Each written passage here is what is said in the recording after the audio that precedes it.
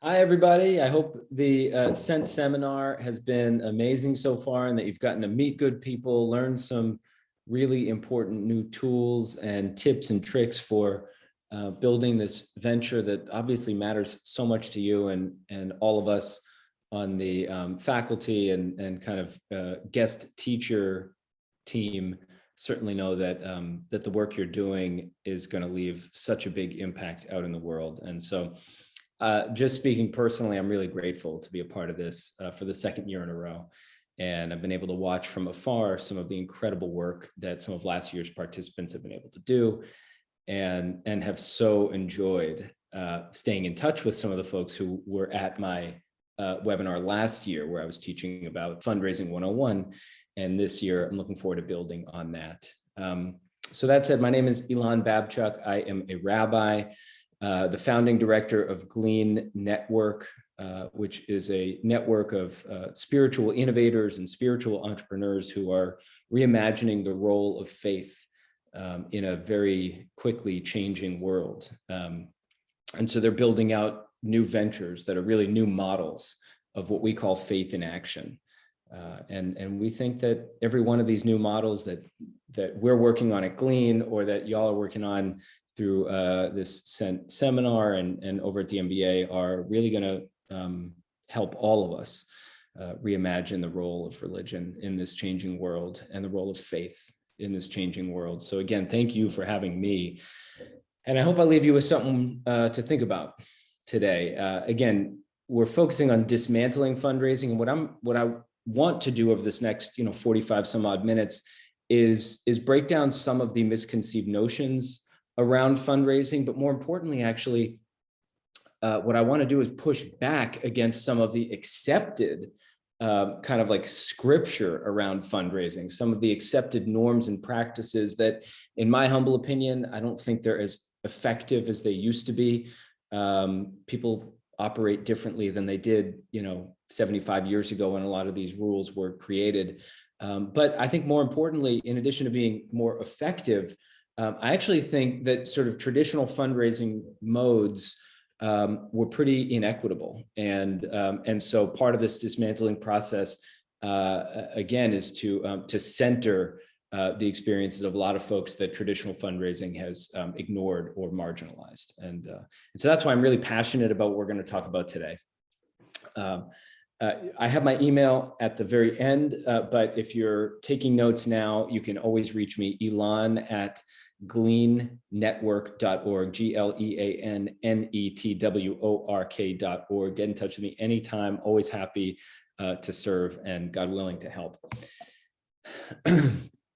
So here's what we're going to do today. Start out by thinking of your organization as an ecosystem. A lot of times we think of our organization as these standalone silos or standalone vacuums. And what I want to encourage is ecosystem thinking, which is kind of a hyper holistic awareness of the entire ecosystem in which your organization operates. We often get pretty myopic. We think, okay, I make plastic spoons. So all I need to know is I need to know whoever gives me the plastic and whoever manufactures the molds for the spoons. And then I need to find someone to sell it to. That's very myopic thinking. What we want to be thinking about is who are all of the players in the ecosystem that we are operating in, who are the potential partners, who are the adjacent communities that could be impacted, whether intentional, whether you intend that or it's unintentional. You want to think as broadly as possible about where there are some potential synergies and opportunities for partnership and expanding the vision that you as a leader of one of these organizations are using. So then once you're thinking about the organization as an ecosystem, then you want to think about how do I fuel that ecosystem, right? Ecosystems only work if there are nutrients that are coming into the ecosystem. So you want to be asking yourself, what is the fuel that my organization is going to run on, that the ecosystem inside of which my organization operates is going to run on? And I want to give you a hint here, and I'll tell you right off the bat, money is not the only kind of fuel. And more often than not, organizations fail because they're overly reliant on money coming into the ecosystem, and they lose focus or fail to focus on other kinds of nutrients like volunteer time, like organizational or communal trust. You want to go beyond that. So we'll talk about fueling your ecosystem, and then failing your ecosystem. We'll take a look at through that lens of fuel, bringing nutrients in. We're going to look at one ecosystem. I'm just going to use one example that really worked and one that really didn't, to kind of make the point there. And obviously, what you'll have these slides as an attachment. So even though you're here in the webinar live right now with the rest of the folks who are watching it, you'll have an opportunity to apply every one of these sections to your own organization. And that's where I hope you might have some questions that come up. Elan, I'm not quite sure how to get the right balance with fueling my ecosystem. Send me the question. I'll be happy to help. So a couple of things, 4 rules of fundraising. For me, these are really, really important principles for how I operate, frankly, in life, not just in fundraising, because that's what we're talking about today. It doesn't matter, whether you're perpetuating traditional models of fundraising, you're dismantling it, you're upending it, you're challenging it. It doesn't matter what you're doing. I think these 4 rules should apply pretty much universally.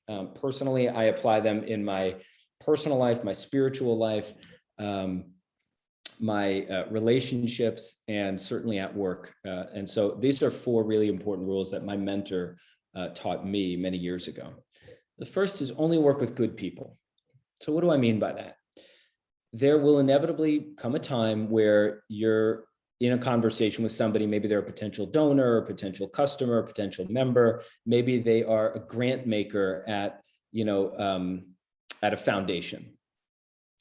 It's important for you to decide, for you to have your own barometer of what good means.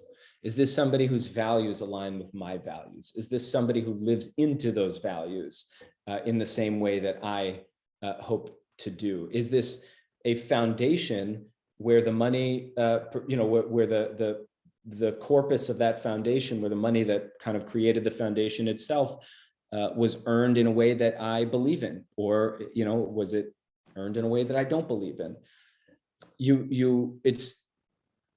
If you are an entrepreneur who is starting a venture or who has worked on a venture, and you have yet to come to a crossroads with at least one person, you will be the first entrepreneur that I've ever connected with who hasn't had a fork in the road moment about, do I want to work with this person or not? Do I want to accept their gift or not? Do I want to accept this grant or not? And my suggestion is you probably will only figure out what the red lines are after you cross them once or twice. But I highly, highly recommend that when you're operating an organization, it's hard enough as it is, especially in the startup space. So try to only work with good people. That when we talk about nutrients coming into an organization or coming into an ecosystem, right? Those nutrients have value. And you want the ones that are the richest in vitamins and the richest in nutrients, and that can really fuel you and sustain you over time. So you want to work with good people if you can. Next, always be curious, ABC. What you will often hear in fundraising circles or sales circles, always be closing. Don't worry about closing, right? Closing happens when there's real mission alignment and the time is right and the person is right and the storytelling is right. But don't worry about high pressure sales and always be closing. That's not how I do my fundraising. Be curious. Be curious about what this person cares about. If you're working with an individual, what keeps them up at night? What gets them out of bed in the morning? The more curious you are about them, what you'll find is that you'll end up talking maybe only 30% of the time. And that means you're going to leave space for them. You're going to ask them great questions and leave space for them to talk 70% of the time. So as it turns out, that's actually kind of the ratio that you want to have in a lot of fundraising relationships. You don't want to be talking about your organization and telling stories the whole time you're meeting with somebody. That just feels like you're trying to, go door to door selling Cutco knives, which is maybe a dated reference, because I think that only happened in people stopped selling Cutco knives like 10 or 15 years ago. Anyway, you don't want to be the high pressure salesperson. What you want to be is really curious about them. What's the scripture in the stories of their lives? What's the liturgy of their lives? Those are the questions you want to sit with, and they'll feel it. They'll feel loved when you create that kind of space. Third is have fun. If you don't like doing this, now I'm not saying everyone likes fundraising, that's fine. And I'm not going to give a webinar about putting the fun back in fundraising, because a lot of it's really not fun. Let's be real. But you want to find aspects of it that allow you to be playful and creative and kind of live into this value of fun in an organization. If you're not enjoying it, trust me, the people you're trying to engage will know that. They will experience it that very same way. So whatever it is, whether it's even the smallest part of this fundraising project that you enjoy, if it's signing your name on letters and writing little notes to people, if it's, I don't know, sending text messages to some of them, individually with like funny emojis, whatever it is that gets your personality kind of enlivened and gets your energies and your creative juices flowing, do that. This should always feel like you can be yourself in this role. You should never feel like, as a fundraiser, I have to pretend to be somebody else. That's a recipe for disaster. And the last is, you always got to have impact. Always have to have impact. Whatever it is that you're doing, if you find that that the entire yearly cycle of running your organization is about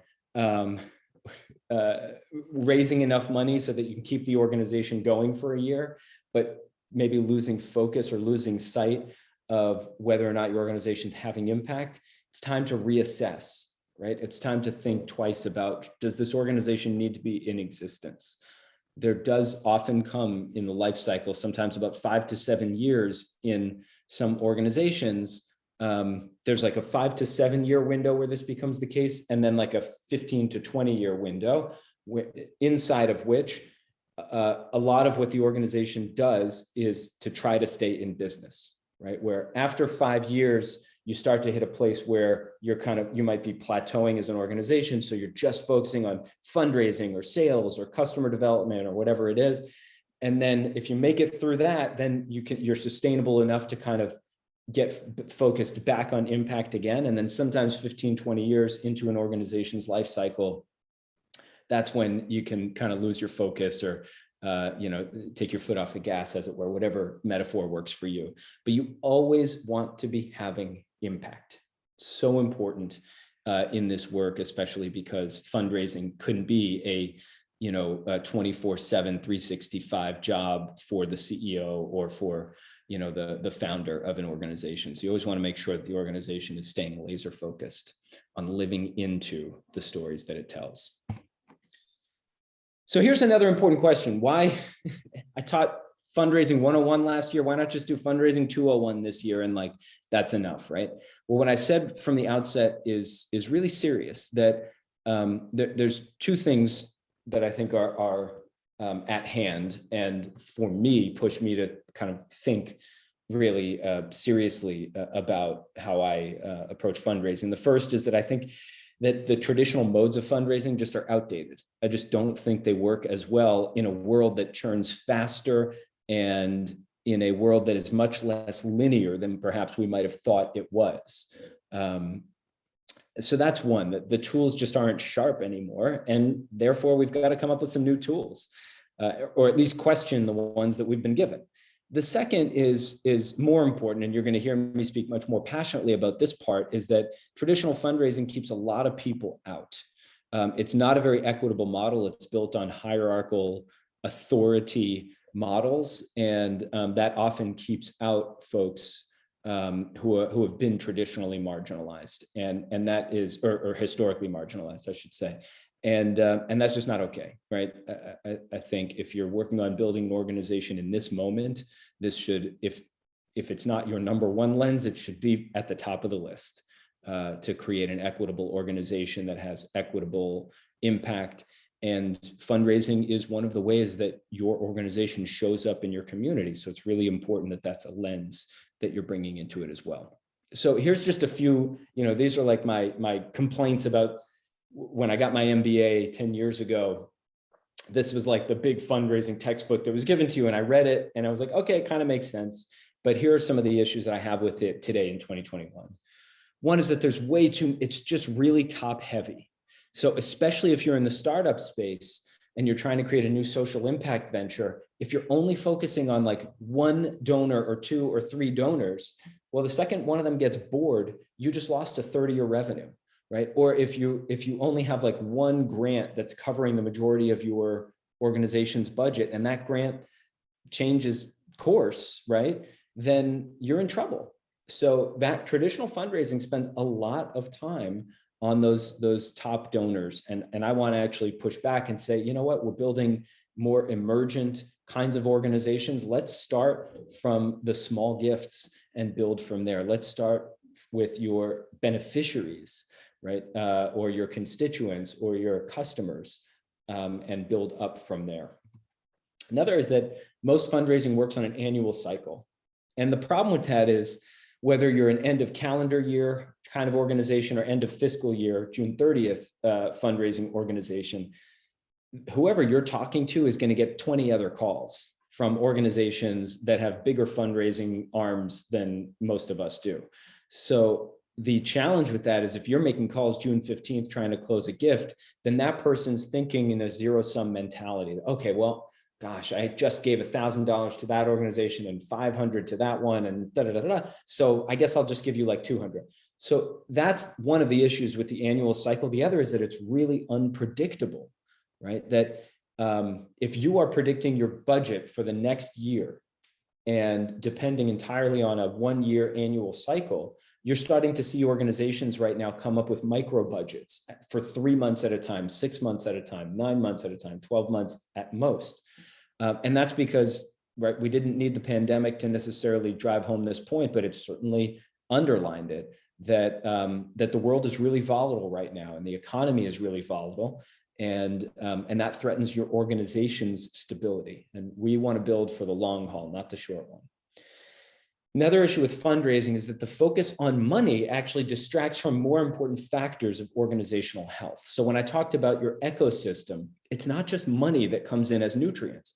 It's volunteer time, it's volunteer talent or professional talent, it's trust that you build in the community, the 4 T's, time, talent, treasure, trust. So if you are fundraising only focuses on money, and that puts your organization's focus on money, you might actually be missing out on thousands of hours of volunteer time from people who are maybe have extra time. Maybe they're underemployed or just retired, or they want to give their time, but you're not asking them, you're only asking them for their money. So again, fundraising just focuses on that. So you want to be thinking about the 4 T's, not just one. Oftentimes fundraising is really transactional. Even when you make a pledge, you get this thing that looks more like a bill than what I get from Verizon Wireless every month, right? It's a pledge form and it's you must pay it in such and such date. And if you don't, blah, blah, blah. And it feels very transactional. And I think we can work on that. We can certainly work to toward a more transformational vision of exchanging resources. Another is there's just not enough storytelling. Storytelling is the lifeblood of an organization. And what I see in a lot of fundraising efforts is, let me tell you about how great we are.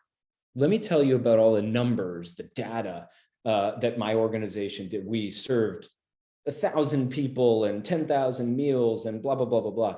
Tell me a story about one person who was fed by one of those meals. That's what I want to hear. But more often than not, the storytelling is missing, and organizations expect the data to tell the story. Now, data can tell stories, but you have to present it in such a way, whether it's visually or, again, through stories, that really resonates and hits people here, not just here. Charitable attitudes and behaviors are shifting rapidly. So you think about just 20 years ago, most fundraising, the vast majority of charitable giving in the country was given to general funds. About 20 years ago, it started that individuals, whether they were family foundations or individual donors, started giving targeted giving. That meant, okay, I'm not going to give to your overall budget because I don't care about keeping the lights on, but I really want to make sure that your organization, works on that teen employment project. So I'm going to give you, instead of giving 5,000 to your general fund, I'm going to give 5,000 just to the teen employment fund.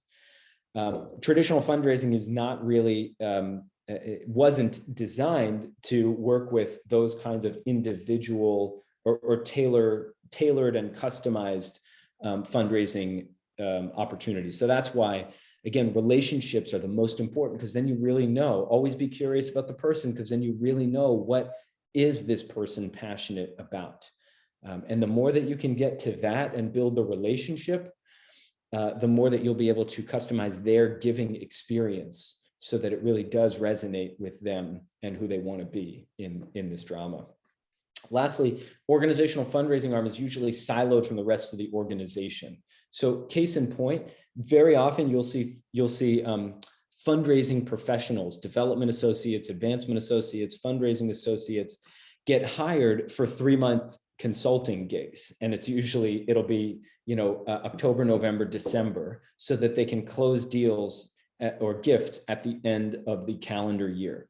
So what does that mean? This person's coming in with no organizational DNA, no institutional history. They're just coming in cold. And that's a real miss in terms of being able to actually convey across all of the silos in the organization, to convey what matters most about the organization and to really lead with relationships. So we want a more integrated, holistic approach to fundraising, as opposed to this, kind of siloed, off in the corner, vacuumed approach, which in my opinion just doesn't work.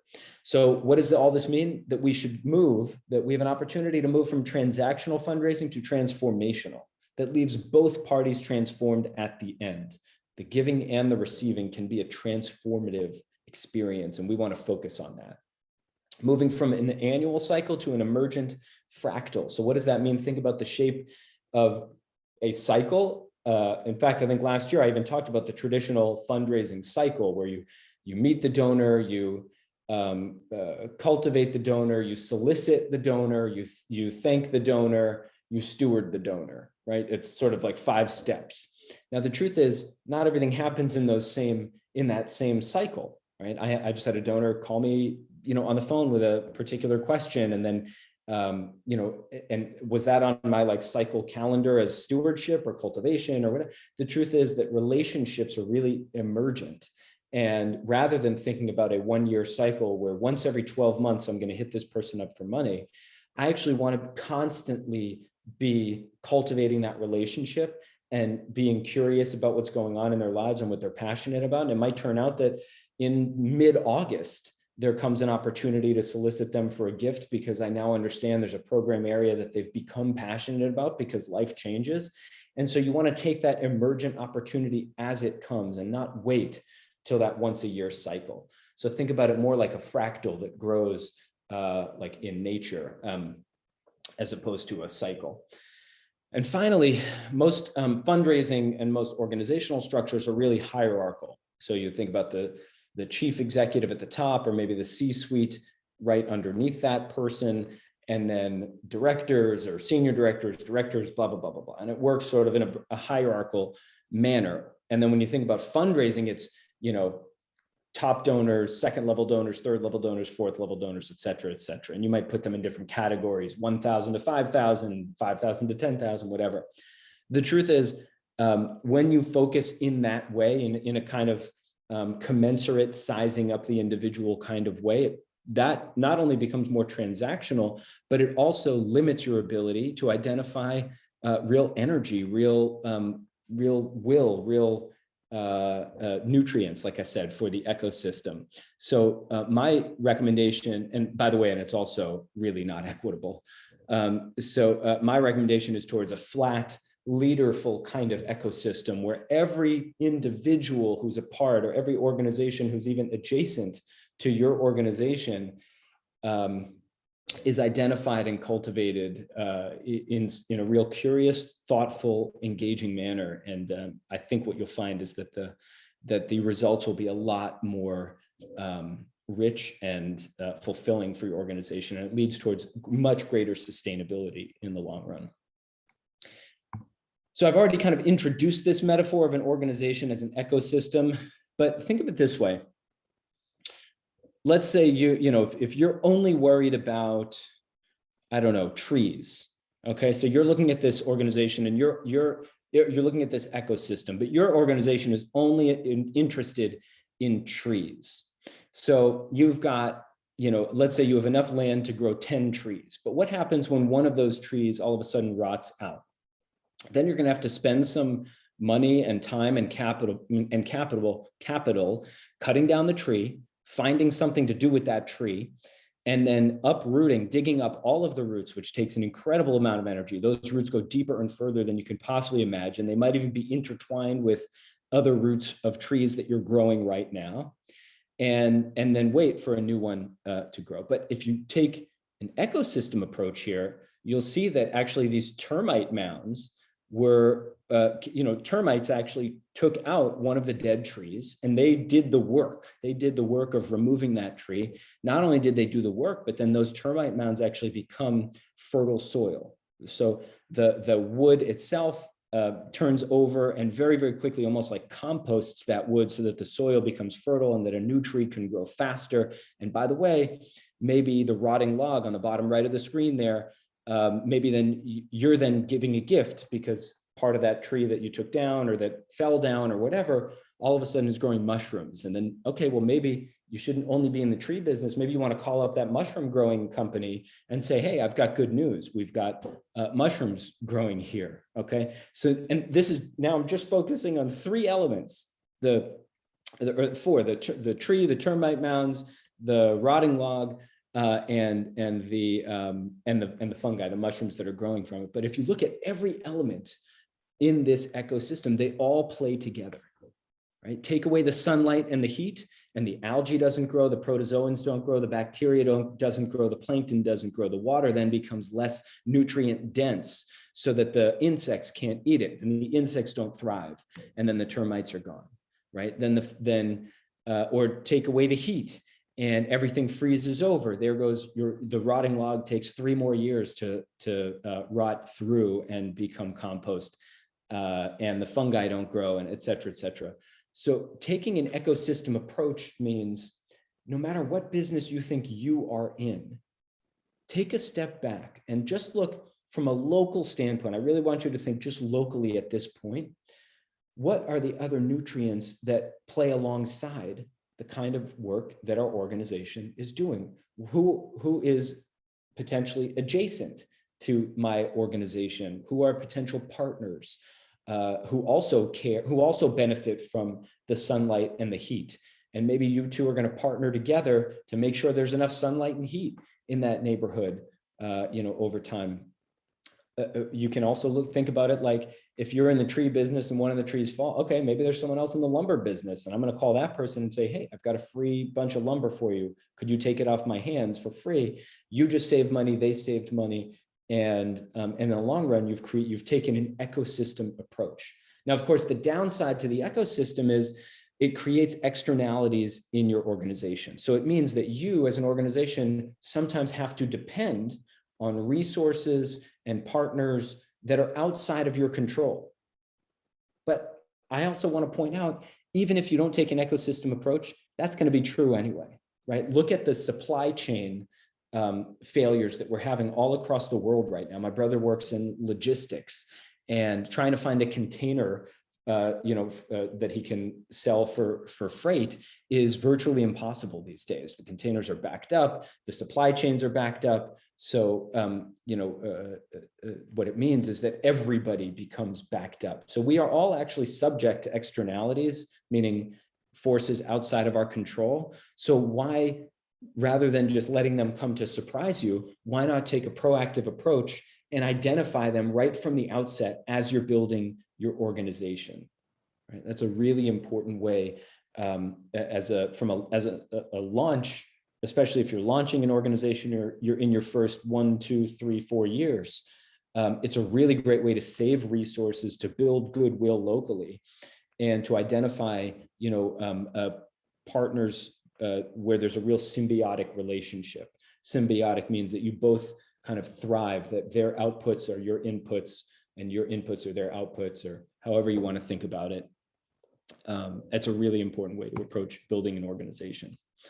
So a few things to say about successful ecosystem models. Being successful in an ecosystem requires a new mindset.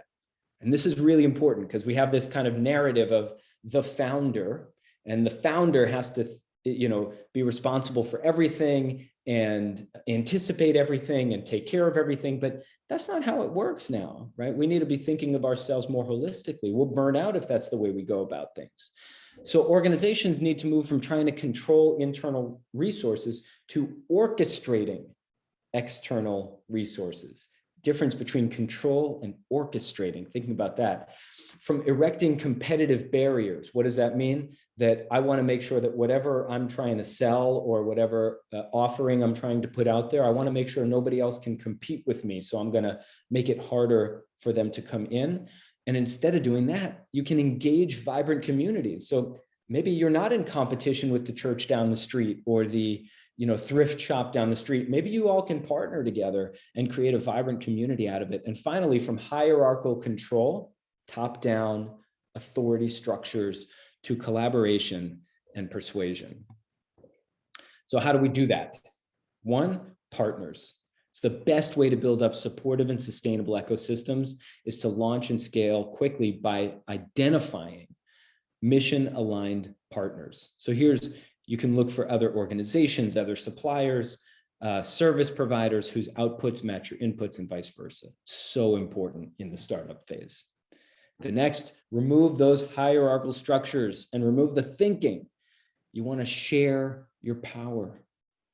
Hierarchical organizational structures suppress creative energy, they consolidate and they hold power. Think about sort of traditional hierarchical religious structures, and they often slow down growth. So share your power, flatten your organization, and build on trust, not authority. And finally, you want to start with unlikely heroes. Most early stage social enterprises focus too heavily on top level potential donors, top level foundations, top level grant makers. Ecosystems are not built with a top heavy focus. They actually need nutrients at every level, right? If you've ever studied the rainforest, there are, I think, 4 or 5 different levels in the rainforest. If you're only focused on the canopy level, you'll lose out on the ability to build things from the ground up. But if you're only focused on the ground level, you're going to miss the opportunity to grow a thriving rainforest, because the canopy level, by the way, that's where all the sun comes in. So you have to find ways to create symbiotic relationships at every single level of your organization. One last way to think about it is concentric circles. Again, I'm using different metaphors here. So pick whichever one works for you. In the next slide, you'll have an opportunity to kind of build your own concentric circles. But think about your organization, right? Maybe you're the founder or the director. You're right in the middle there, the C-suite. But then right outside of that is the board, the committees, the community stakeholders, et cetera, the beneficiaries, members, partner organizations, partner communities, and maybe even one concentric circle out is the adjacent organizations and the adjacent communities, the ones that you might not even think about. Like, well, gosh, I operate in, Providence, Rhode Island. I'm not going to think about Pawtucket, Rhode Island, which is one town over. They're an adjacent community, so they're not even on my mind. So you want to start at the outer edges of your concentric circles. When you're thinking about fundraising, what would it mean to ask of the time, the talent, the treasure, and the trust of adjacent communities? How would you earn their trust? How would you earn their volunteer time? How would you earn the time and the trust of your partner communities? What about your members? What about your beneficiaries? By starting from the outside in, you begin to flatten your organization's focus. You begin to identify stories, again, which are the lifeblood of your organization. And those stories are really at the ground level or the front lines, whichever metaphor works for you. But those are so important because they're going to help you move off of the idea that all of your resources are going to come from the top level donors or the top level board members. You really want to be focusing on small gifts and on engaging people who are kind of on the margins of your community and of your organization's sphere of influence, and bring them into the ecosystem. That's how ecosystems thrive. So here it's your turn. you can take this slide and build it out however you like. And here are 4 questions for you to be reflecting on as you're doing that. So when you have an opportunity, take 5 or 10 minutes to do this. I think it's a really important exercise. And what you want to challenge yourself on is how can you push yourself and your organization, and especially your fundraising efforts, to start from the outside in.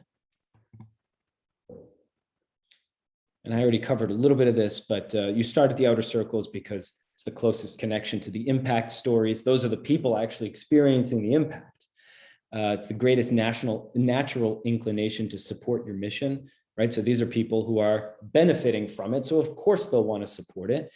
From an equity standpoint, it's really important as well. You don't want to create an us and them dynamic with beneficiaries and providers. You want to create a symbiotic community, and you want to make sure that your stakeholders, all of your stakeholders, especially the historically marginalized ones, have a sense of ownership over the organization. So finally, fueling your ecosystem. Like I talked about before, and these sections will be a little shorter, there are 4 kinds of nutrients in an organization: volunteer time, or your time, staff time, anyone's time. In my humble opinion, this is the single most important nutrient for any organization, right? And it's often overlooked. But time is always of the essence, and it's how you build organizations, and it's how you build sustainability, and it's how you have impact. You've got this harvest of vegetables and fruits here on the left. I've got a veggie garden in the back, and it takes a long time. And sometimes you plant those seeds and you're waiting and you're waiting and you're waiting. And finally, time is really a gift. It's a privilege when you're leading an organization. It's a privilege to have time, especially volunteer time, people who are trusting you with their time, which is incredibly precious. So time, talent, treasure, and trust. Trust is the hardest one to earn and the easiest one to overlook. Trust is the hardest one to earn and the easiest one to overlook. So take a look at Netflix here, right? Maybe you've heard of them.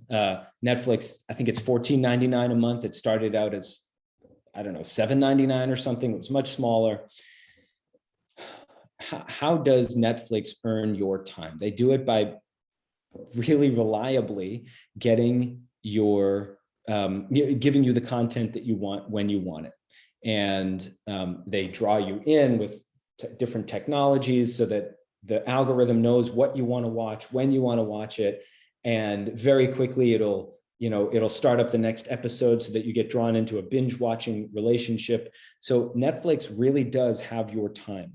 That's one thing that they know about their customers. They will reliably watch for 4+ hours a day on average, which is, wow, that's a lot. Netflix, talent.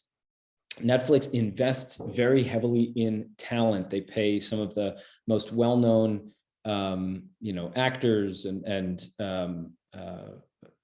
producers and directors and creative people and so on, that they're able to bring those people on and kind of move away from the traditional Hollywood studio model to a much kind of faster, shorter, more agile production process that they have at Netflix, so that they can respond to the needs of the customers much faster. Netflix puts out shows in about half the amount of time that most traditional studios do. And they have an immense amount of talent to make sure it happens. They get your money, treasure, right? They are able to earn your money because you know exactly what you're going to get. And they ask for it in a way that, this is a funny thing to say, but it doesn't feel transactional. Mostly because it's on a subscription basis and you don't even notice when the charge goes through on the first of the month. So you actually are not constantly reminded of your financial relationship with Netflix. I actually very rarely think about, yes, it costs $15 a month, but I very rarely think about, oh, today's the day the Netflix charge goes through. So that's one of the ways that they've actually shifted, this is silly to say, but it's true, from transactional to transformational. I'm not trying to laud Netflix. I think, as with any company that's worth 100 billion or whatever they're worth, they've probably done some terrible things, and they certainly prey on people's addictions. But one thing they have managed to do is get out of that transaction business. You barely know as a customer that you are paying them money. And finally, the trust. The trust. This is really important. When Netflix says they're going to deliver something, they deliver it, right? You rarely will have streaming issues. You rarely will have loading issues. You rarely will have bugs or malfunctions in the system. Almost never, as far as I can remember, has Netflix been down for maintenance, or have there been any problems with the Netflix system. They have built their customers' trust over the years. With one exception that they were able to fix pretty quickly. They raised the prices with very short notice, and there was a little bit of blowback right away because people, two reasons. One, that caused people to be reminded of how much treasure they were investing in their Netflix relationship, and it broke trust because it was such short notice and they didn't really give people an opportunity to opt out. So they backed off of that, and then in about 6 months later, they redid it. But here's an organization where there's failure. Think about the American Red Cross. They raised about $500 million in 2015. I think it was 2015 for Haiti. And there was a congressional inquiry into it, and they found that less than 25% of that money actually got spent in Haiti, which is a really shocking and remarkable revelation. That when I think about any natural disasters or big kind of scary moments in my own history, I always think about one of the first instincts you have is, let's send $10 to Red Cross right away, because I'm sure American Red Cross is doing something about it. More often than not, they did, and they're always there on the front lines. But to hear that an organization only spent 25% of the money that I was sending them and my friends were sending them and you were sending them to actually do the work that we were sending them to do was really shocking. It was really shocking. So the American Red Cross, their lifeblood is volunteer time, and the volunteers kept coming. It's talent. They have really, really talented people running the organization, except for at the top level at this point, which is what led to the scandal. Treasure, Red Cross was one of the first nonprofits to figure out how to do text donations, so that you could just text, send a text to 52321, $10, and it would go through. American Red Cross has always been very good at getting people to invest their money, but it was when they broke your trust that the organization failed. It was when they broke your trust that the organization failed. And one of the reasons why the organization failed, especially in Haiti, is that they were not building local partnerships. They were working in a silo in Haiti without working with local individuals, local leaders, local government and local workers, all of whom were being impacted. They were not building partnerships. They did not take an ecosystem approach. And that's one of the reasons why it was a very inefficient, financially inefficient mission. And it's another reason why they lost the trust. So I'm bringing American Red Cross up as a point here, not to give them a hard time. It's still an important organization, and I hope they have turned things around by now. I haven't done a ton of research on them since then, and so I apologize if I'm missing any recent news. But I will say the reason why I'm bringing them up is because they had one blind spot.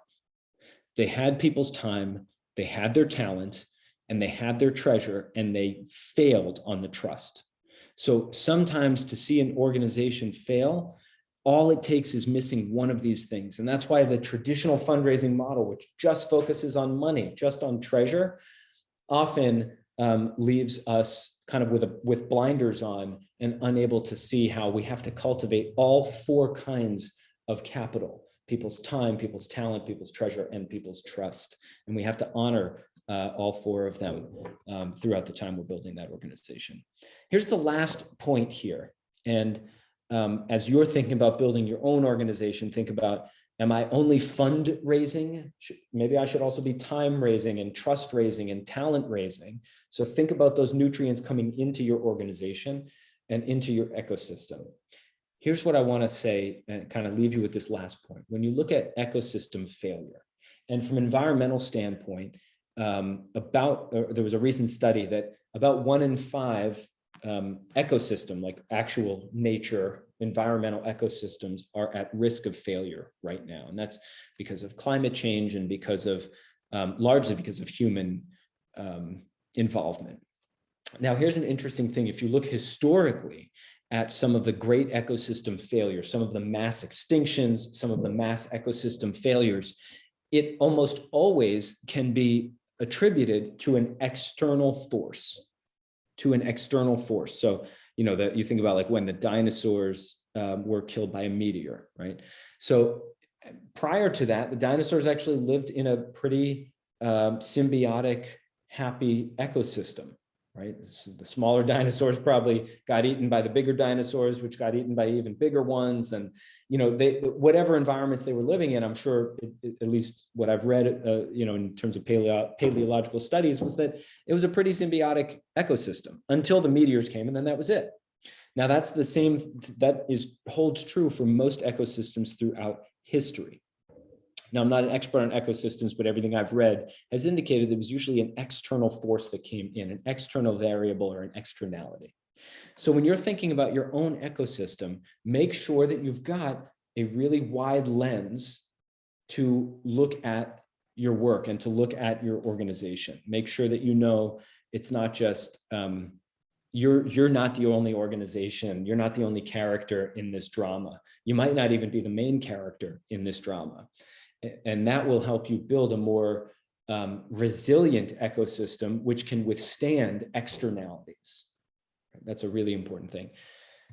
When you look at the failure of business ecosystems, and this is from Boston Consulting Group's Henderson Institute, what do you see here? You might ask a friend, okay, I'm building a social venture. I'm building a new social enterprise. What do you think is the number one reason why a social enterprise would fail? I'm going to guess that most of your friends or most people out in the world would say, well, they didn't have enough money. So what do you see on this chart? Only 5% of them of business ecosystems failed because of inadequate monetization, which is just a fancy way of saying they didn't have enough money. They weren't earning enough money. 34% of them failed because of wrong governance choices. 18% of them failed because of wrong ecosystem configuration. So those are the two I want to harp on the most. Between the two of them, that's 52% of ecosystem failures, 52% because of either configuration or governance. So what does that mean? Money is often not the biggest problem. And I want to flip it by saying, therefore, your biggest opportunity is to think long and hard about how it is that you are building up your organization. And it happens through time, talent, treasure, and trust. Those are the 4 building blocks for your ecosystem. Treasure is actually the last one, right? So what you want to focus on between that 34% on governance and the 18% on ecosystem configuration is, how can I build a less hierarchical organization? How might I build a more flattened, leaderful organization that can adapt to externalities that come in, whether it's meteors or climate change or other things that are out of our control, and can seize on the opportunities brought about by adjacent partners, adjacent organizations and communities that, that most individuals or most organizations wouldn't even think about. And that's the outlook I want to leave you with right now, is that you have an incredible opportunity to serve the world and build ventures that will change that world. And I am so grateful that every single one of you is doing that. And in these early stages of your organization's growth, whether it's 1 year, 2 year, 3 years, 5 years, 10 is still early stage as far as I'm concerned.